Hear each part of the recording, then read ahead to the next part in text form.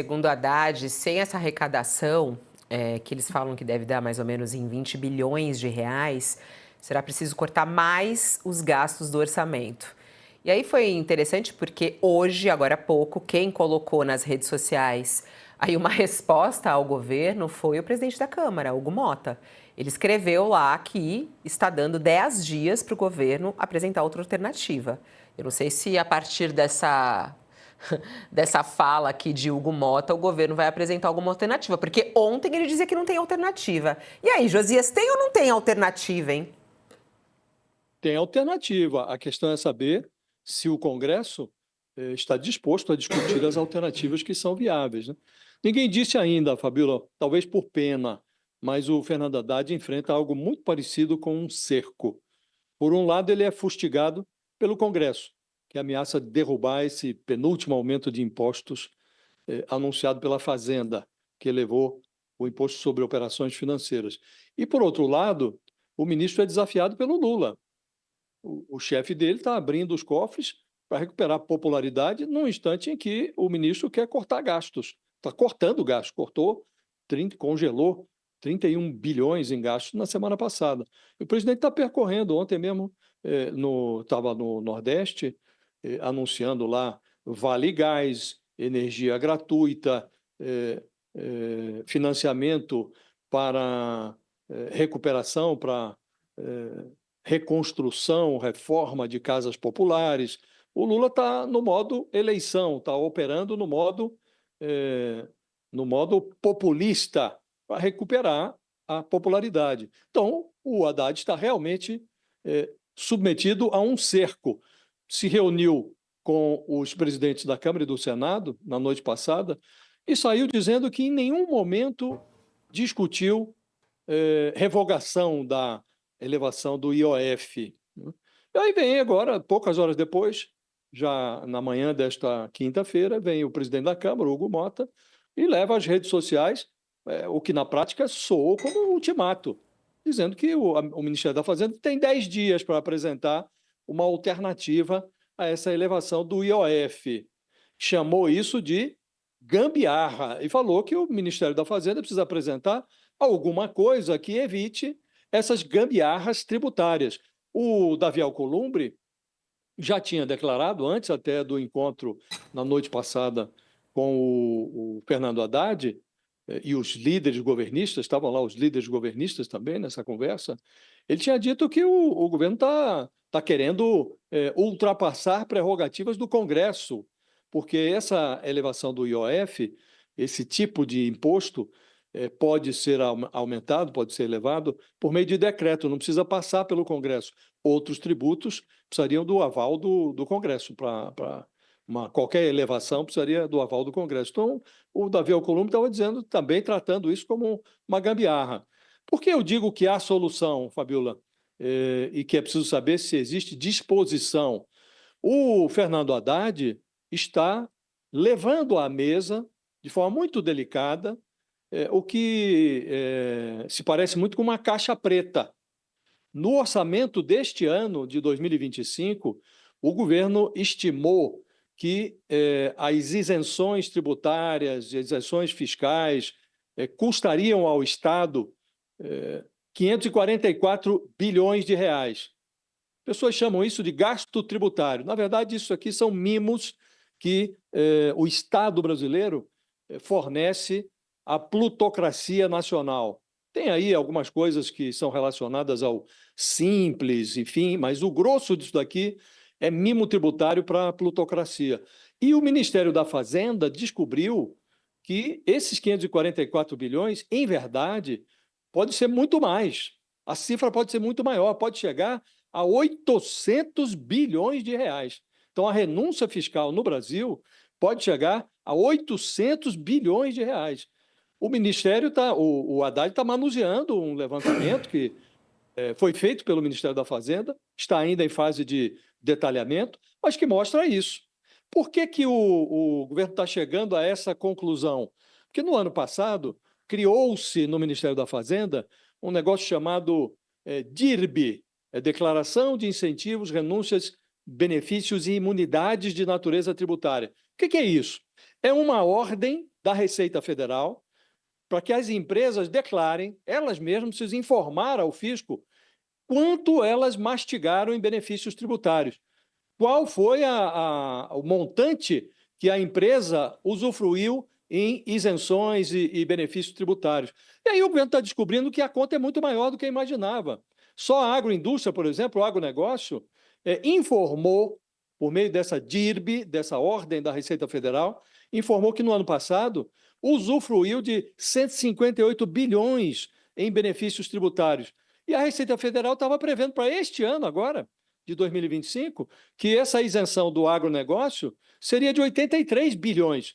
Só no ano passado já foi 158. Então, há aqui uma subestimação do benefício que o Estado dá ao agronegócio. E assim também com outros setores. A Zona Franca, incentivos para projetos de infraestrutura. Então, o governo está descobrindo que, na verdade, a isenção tributária chega a 800 bilhões. Se quiserem uma solução definitiva, sem gambiarras, poderíamos tocar nesse vespeiro aqui, Fabiola. Agora, o que está acontecendo com o ministro Haddad? Ele começou o mandato do Lula, o terceiro mandato, dizendo que ia caçar os jabutis tributários.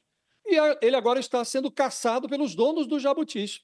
Porque os beneficiários dessas isenções todas têm lobbies fortíssimos no Congresso.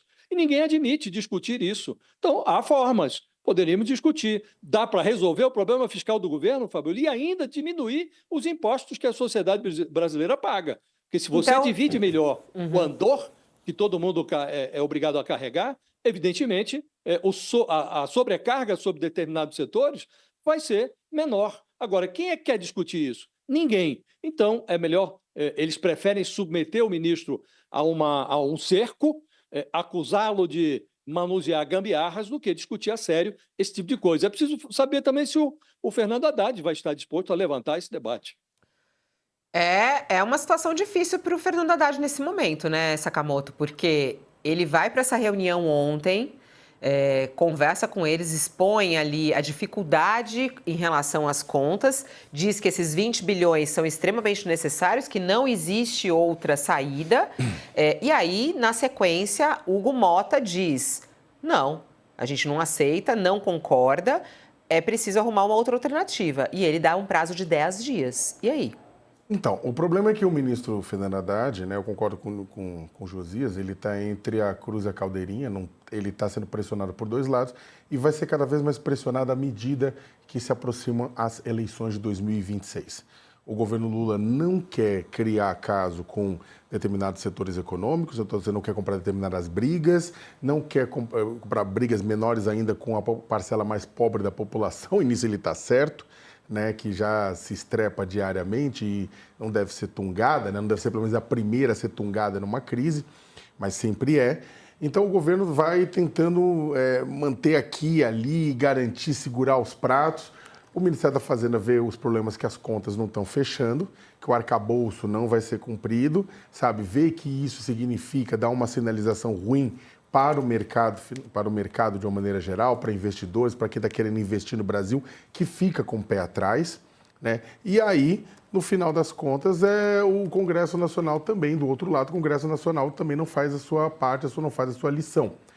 Vamos lembrar todos e todas que lá atrás teve toda aquela discussão que o Haddad entrou naquela briga por conta da reoneração daqueles 17 setores, né? A folha de pagamento, 17 setores que tinham obtido uma desoneração durante um bom tempo. O Haddad falou, olha, acabou a desoneração, bora cobrar de novo imposto. E aí o pessoal foi fazer gritaria, foi bater, os lobistas foram bater sola no Congresso Nacional, teve um monte de evento de empresas, né, reclamando. A própria mídia bateu muito, por quê? Porque a mídia, o jornalismo foram um dos beneficiados com esta desoneração e queriam manter a desoneração. Então, o que acontece é que o pessoal foi para cima dele, ele perdeu e até agora o Congresso Nacional não apontou não ajudou a apontar de onde vai vir o dinheiro para repor este buraco, que ficou com a manutenção da desoneração. Não foi apontado. Então, o que acontece? O Congresso ele quer gastar também, ele está pensando na sua reeleição no ano que vem, ele quer emenda, dinheiro de emenda parlamentares. Quando o governo fala, vou ter que também cortar a emenda, eles falam, não, nem cavacatuça, se vira, corta outra coisa, E aí, por outra coisa, corta a proteção ambiental, corta a proteção a povos tradicionais, corta a proteção à água, corta questões ligadas à qualidade de vida das pessoas, mas não vai cortar a emenda, porque a emenda é aquele montinho de dinheiro que ele quer mandar para sua base para que ajudar prefeitos e vereadores que serão seus cabos eleitorais no ano que vem. Então, eles não querem. Então, é o seguinte, o que acontece? Fica aquela situação complicada. O Josias bem falou, o Haddad já em entrevistas coletivas, ele falou, olha, tem 2 pontos que vocês podem me ajudar, o legislativo e o judiciário. O legislativo, no mais de meio trilhão de renúncias e benefícios fiscais que foram concedidos, sendo que a própria Constituição brasileira aponta a necessidade de caminhar para apenas 2% de benefícios fiscais, de renúncias, né? Numa PEC aprovada ainda no governo Jair Bolsonaro, só que o Congresso naquela época e agora não quer. Então é várias vezes maior esse número. O pessoal não vai abrir mão. E quando a gente olha, Fabiola, o que essas renúncias fiscais, você tem setores econômicos que recebem, como o Josias colocou, tem a Zona Franca de Manaus, mas também tem outras coisas que atingem classe média alta, classe alta, que o pessoal não quer abrir mão. Um exemplo que, inclusive, o nosso colega o Felipe Salto sempre fala, é a questão da dedução de gastos de saúde no imposto de renda. A dedução de gastos de saúde no imposto de renda é ilimitada na prática. Você pode colocar de acordo com o seu gasto. Isso beneficia quem? Beneficia a classe média alta e classe alta, que pagam por fora, que não usam o SUS, né? Então, e isso são dezenas de bilhões também por ano. Isso poderia ter entrado já, mas aí o governo ia comprar uma briga com um grupo social que já não gosta dele. Desoneração de empresa, o governo ia comprar outra briga. E por aí vai, sempre tem uma briga para ser comprada. Mesmo a questão do Simples. O Simples era para ajudar a microempresa, mas você tem empresas maiores, etc., que faturam bem e também são beneficiadas. Isso, de um lado, o Congresso não vai mexer nessas isenções, por quê? Porque, na prática, muitos dos financiadores do Congresso e muitos dos próprios congressistas são empresários, se beneficiam disso. É a classe social deles. E, por fim, o BPC. O benefício de prestação continuada, aquele salário mínimo pago para idosos e pessoas com deficiência em situação de miséria, é fundamental, precisa ser continuar pago esse salário mínimo. O problema é que a Justiça foi concedendo ao longo do tempo liminar para pessoas que não tinham conseguido porque não entravam no escopo do programa. Então hoje tem dezenas de bilhões de reais que são pagos de BPC que poderiam ser cortados e ajudariam nisso. Mas a Justiça não para de conceder essa liminar. Vocês estão entendendo? Tem um ponto que aí o Haddad tem razão. Tipo, todo mundo quer fechar a conta e é importante fechar a conta. Mas no final, ele é o culpado por não fechar a conta, só que todo mundo está mantendo a torneira aberta e está sendo de forma irresponsável. Eu não estou aqui defendendo o Haddad comete erros, a própria divulgação do IOF junto com outro pacote de código de gasto foi um erro, foi um erro crasso, sabe? Repetiu um erro passado, dividiu, botar uma notícia boa com uma notícia ruim, separava, negociava com o Congresso, tem vários erros que foram cometidos, mas ele está certo no ponto que não é só o Ministério da Fazenda, não é só o governo. E não adianta vir, vamos cortar aumento do salário mínimo, vamos cortar o andar de baixo, não. É hora do Brasil cortar do andar de cima. Só que isso, Fabiola, é mais difícil do que o tal camelo passar pelo buraco da tal agulha. Achei interessante, vocês dois entraram bem nessa parte econômica. A gente vai tentar aqui ao longo do All News também trazer economista para nos trazer existe ou não alternativa. Os dois falaram sobre isso, os caminhos, né? Agora, só muito rapidamente, ô Josias, do ponto de vista político, é bem complicado o que a gente está vendo nesse momento acontecer, porque a gente sabe que Haddad tem sido um alvo da oposição, né? Com outros episódios que aconteceram. Eles agora estão falando com todas as letras que vão derrubar o IOF. O próprio Hugo Mota disse isso, né? Ele que até há pouco tempo estava ali ao lado do Lula, recebido por Lula dessa maneira. Há, neste momento, uma crise entre o governo e o Congresso? É exagero falar isso? Olhando do ponto de vista político, como é que está essa relação, Josias? A relação é ruim desde o início do governo, né? O governo não tem maioria no Congresso Nacional e mesmo aqueles partidos que foram cooptados e que se aboletaram em ministérios, o partido do PP, por exemplo, do Arthur Lira, do Ciro Nogueira, está controlando até a Caixa Econômica Federal. Mas esses partidos não se sentem mais obrigados a retribuir com votos no Congresso, porque eles adquiriram uma independência financeira obtiveram essa independência por meio das emendas parlamentares. Hoje o Congresso Nacional está administrando, só nesse ano, alguma coisa em torno de 60 bilhões de reais. Isso deu a eles toda a possibilidade de financiar suas próprias reeleições sem a necessidade de dizer amém ao governo. Então, o governo está nessa situação. Agora, evidentemente, há uma atmosfera complicada para o governo nesse momento, porque o que está em jogo agora é a desautorização da principal peça da esplanada dos ministérios. O Congresso está ameaçando desautorizar o ministro da Fazenda, que é hoje o principal ministro do governo, né?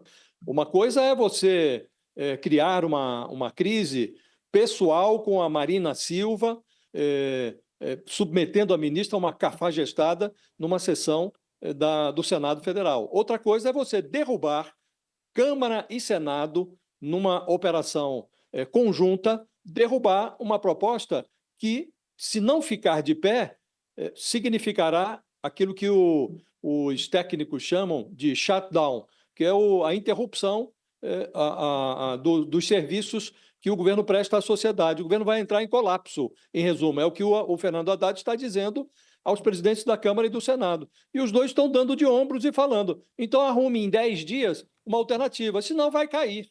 Já há, Fabiola, no Congresso, 2 dezenas de propostas de projetos de decretos legislativos para derrubar esse aumento do IOF.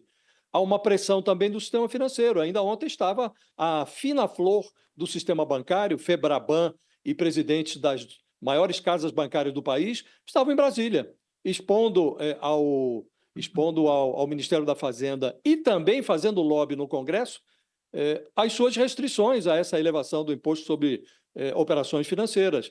Dizem que levaram alternativas, mas não expuseram essas alternativas.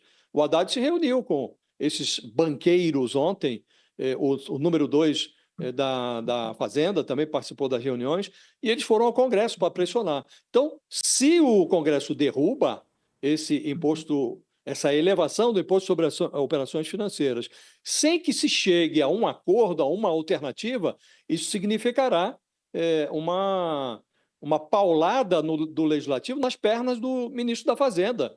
E hoje, Fabiola, como dissemos aqui, o ministro está sob cerco. E o governo pioraria muito se, nesse momento, o Haddad chamasse o caminhão de mudanças e dissesse, olha, deu para mim, estou indo para casa. Se isso acontecesse, o governo estaria em maus lençóis. Pioraria a gestão pública e não seria bom para o país também, porque o ministro Fernando Haddad é um ministro bastante razoável. Ele é sensato, cordato, tem bons modos, negocia, algo que outros tentaram enfiar a goela abaixo. Ele sempre tem uma palavra em favor da negociação. Então, convém ao Congresso chegar a um entendimento com o ministro. Não dá o IOF, querem derrubar, o que vai pôr no lugar? É preciso encontrar alguma coisa, porque derrubar por derrubar, aí sim nós teremos uma crise, se isso acontecer, Fabiola.